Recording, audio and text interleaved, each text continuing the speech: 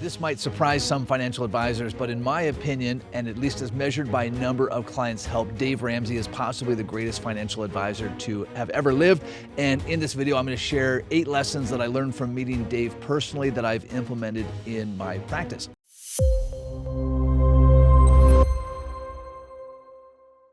For those of you who don't know me, I'm Matthew Jarvis. I built a $2 million a year financial advisor practice.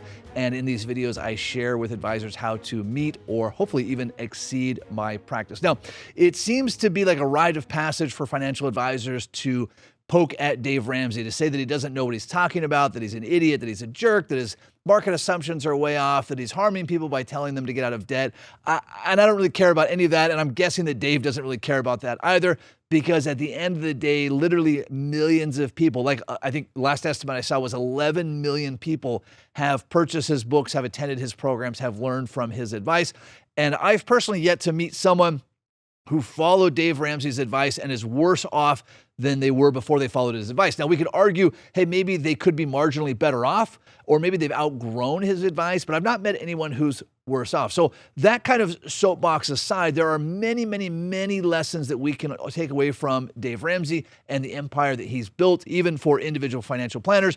And again, in this video, I'm going to go through my top 8 lessons that I've implemented. So lesson number 1 that I learned from Dave Ramsey is the messenger is the message. The messenger is the message. Nick Murray used to always say this as well.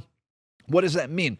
Dave Ramsey, having met him, is a very, very smart fellow, but he talks with kind of a down south country, aw shucks, like he's just sort of telling you about what's going on, right? Meanwhile, he's got private jets and a multi-gazillion dollar enterprise, but he's able to deliver the message in a way that resonates with people, in a way that people take action. Like, he's mastered this idea. Tony Robbins would be the same thing. Every great communicator has mastered their ability to deliver the message.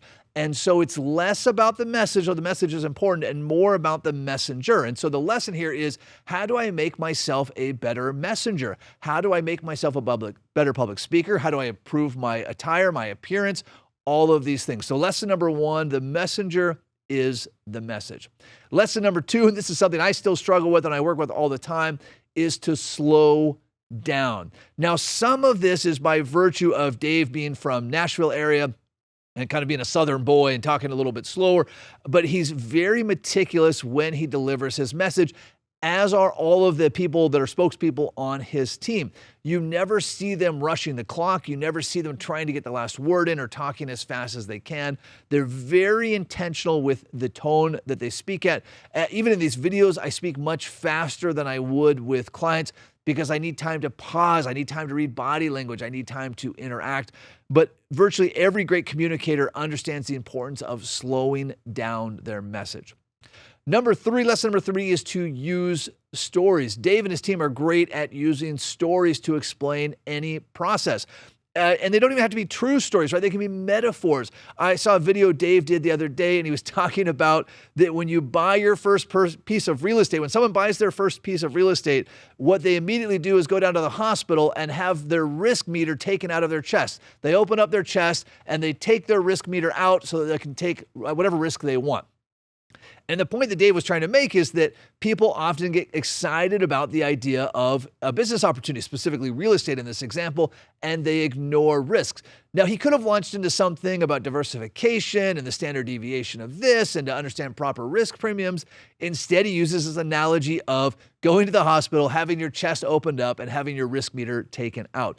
These stories are incredibly powerful when communicating with clients, and I've just never seen them go wrong. Like, I've never met with a client. I've met with a lot of clients where they said, hey, listen, Matthew, these analogies, what kind of idiot do you think I am? Instead, even my clients who are engineers, who are very technical in nature, still appreciate these stories. Lesson number 4, and Dave is phenomenal at this, meet people where they are.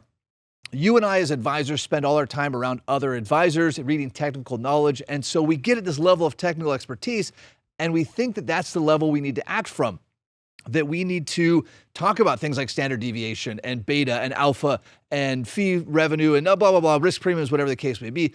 But we need to meet people where they're at. And so if they're at, hey, I just saved up all this money, then we're going to say, listen, let's figure out how we make this money work harder for you. If they're saying, hey, listen, I don't want to get killed in taxes, then we're going to say, great, let's figure out how to not get killed in taxes.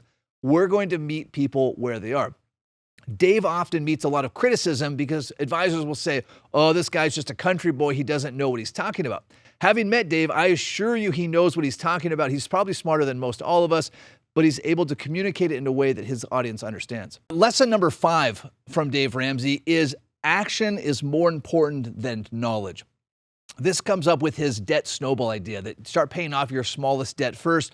That way you can then roll those payments over to the next debt and the next debt and the next debt. This, by the way, is not a strategy that was unique to Dave Ramsey. Lots of people have talked about it over time. And on paper, it's not necessarily a good idea. On paper, you should start with your highest interest rate debt and you should work backwards from there. But Dave understands that getting people to take action and seeing victories are everything. Same is true in the financial planning process. A lot of times advisors will want to jump into elaborate planning techniques when the basics haven't been done. An example of this would be encouraging a client to set up multiple trusts when they don't even have a will in place. We need to start one level at a time. This is why I'm never afraid to do a one-page financial plan. Can I fit every single action item that the client needs to take on one page? No, absolutely not. But I don't need to. What I need to fit onto one page is what they need to do next. And so again, that rule number 5 is that action is more important than knowledge. It's more important than noise or volume. Rule number 6, brute force can overcome any weakness. Brute force can overcome any weakness. What do I mean by this? Well, Dave Ramsey started out, at least as far as I understand, as a single radio show in Nashville, Tennessee. Just him on the radio. In fact, I worked with a coach for a long time, a fellow named Aaron Walker, Big A, who was one of Dave Ramsey's very first radio sponsors back when Dave had to get sponsors on the radio to pay for the cost of his show. And Dave just did rep after rep after rep after rep to get to where he's at. And too often as advisors, we sit back. And in fact, I even had an advisor comment this to me the other day. He said, well, if I had Dave's audience, I could be equally successful. Hey, hang on a second. Dave built his audience. He built his audience by doing more reps than anyone else was willing to do. So again, lesson number 6 is brute force can overcome any weakness.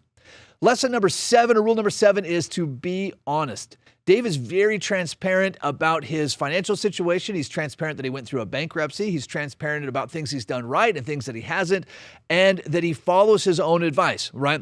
Dave is at a spot in his financial career where he could easily take out a lot of debt, but he's adamant that people not have debt. And again, we can debate the merits of that, but he's honest about what he's doing and he's true to his own advice. Lesson number 8 that I learned from Dave Ramsey is to stay in your own lane.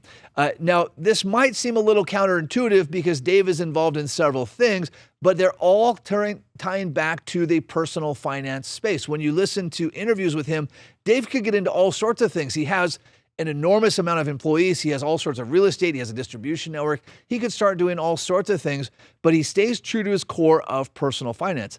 As advisors, the same thing. It's tempting to go and say, hey, listen, I'm going to start doing tax prep now, or I'm going to start doing my own estate planning, or I'm going to do these ancillary things that are loosely tied, but they're outside of your lane. And so the tighter the niche that you can maintain, the more your message is going to resonate. So those are the 8 lessons that I learned from meeting Dave Ramsey. Someday over beers, I'll be glad to tell you how I got to smoke cigars with his leadership team, which is a lot of fun. And until next time, happy planning.